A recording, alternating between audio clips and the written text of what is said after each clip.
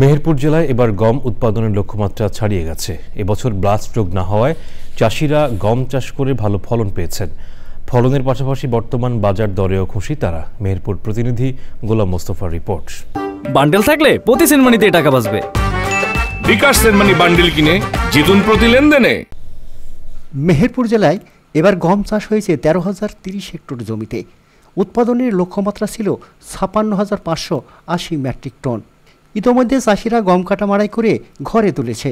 এবছর গমে ব্লাস্ট রোগের প্রাদুর্ভাব না থাকায় চাষিরা গমের ফলন ভালো পেয়েছেন। বাড়ির 33 গমটা এবছরে কিংবা গত বছরেও ভালো হয়েছিল।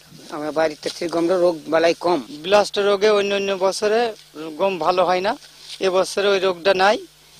এবার গমে ভালো ফলন হয়েছে। বিঘা প্রতি 15 থেকে 18 মণ পর্যন্ত গমের ফলন পেয়েছেন চাষিরা। এক বিঘা জমিতে আপনার 18 থেকে 20 পর্যন্ত ফলন হচ্ছে আমাদের। এবার গমটা ভালো হয়েছে আবহাওয়ার কারণে। এবারকার আবহাওয়াটা খুব ভালো, গমের ফলনটা মোটামুটি ভালোই হয়েছে। এবছর গম উৎপাদনের লক্ষ্যমাত্রা পূরণ হয়েছে বলছে কৃষি বিভাগ।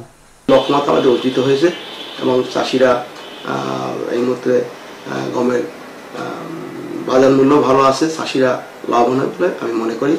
সেক্ষেত্রে আমাদের মেহেরপুর জেলা হয়তো কিছুটা জাতীয় এই গম এর উৎপাদনের ক্ষেত্রে বা গম সরবরাহের ক্ষেত্রে অবদান রাখতে হবে বলে আমি মনে করি। গম বিক্রি করে খরচ বাদে 10 থেকে 12,000 টাকা লাভ করেছে চাষিরা। পাশাপাশি গমের বাজার দরেও খুশি তারা। মেহেরপুর থেকে গোলাম মোস্তফা, চ্যানেল আই।